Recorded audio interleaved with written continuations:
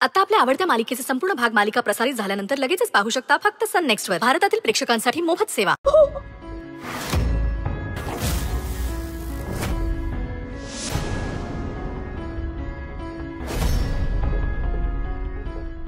Swanandi. Sujit sir, sorry Sujit sir. हो पण तुम्हाला या फोटोत जसं दिसतंय ना तसं मी काही केलेलं नाहीये। अहो खरं सांगतोय, माझ्यावर विश्वास ठेवा, एकदा माझं म्हणणं तरी ऐकून घ्या। हे तुझे प्रताप कळल्यानंतर पण तुझी बाजू ऐकून घ्यायची मी। अहो प्लीज सर, सर हवं तर मी तुमच्या पाया पडतो सर,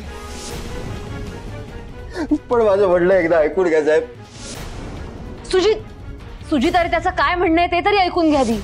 अरविंद बोल पटापट बोल। त्या दिवशी पार्टीत लाईट गेला ना तेव्हा मी चाचपडत त्या काळोख्या खोलीजवळ गेलो। मला माहित नव्हतं आतमध्ये कोड आहे म्हणून। आतमध्ये स्वानंदी बसली होती। मला वाटलं तिला माझ्या मदतीची गरज आहे म्हणून मी आतमध्ये गेलो।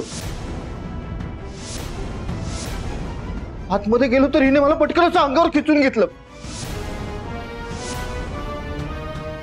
आणि माझ्यावर विचित्र चाळे करू लागली। हो सर,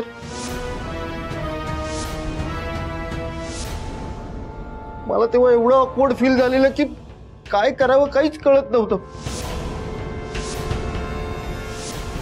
हे चुकलं माझं।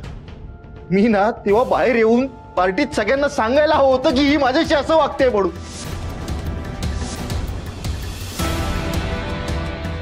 नाही केलं ना ते, म्हणून गोंधळ झाला हा सगळा। मॅडम खोटं बोलताय ते।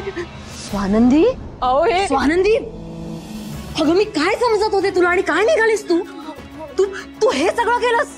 शी, म्हणजे ज्या पार्टीत तू सुजितला होकार दिलास त्याच पार्टीत तू अरविंदला सुद्धा जवळ ओढलंस। शी शी शी, मी विचार सुद्धा नाही करू शकत या सगळ्याचा।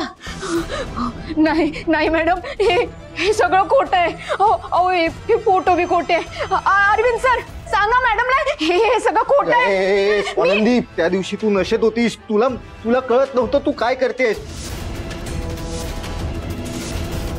अगं बाई, मी तुला किती सांगत होतो की बाई नको नको, हे नको, हे चुकीचं आहे, बघेल कोणीतरी, पण तू माझं काहीच ऐकायला तयार नव्हतीस। नको ते चाळे करत होतीस माझ्यासोबत। मी कसा बसा तिथून बाहेर पळालो माहितीये का तुला?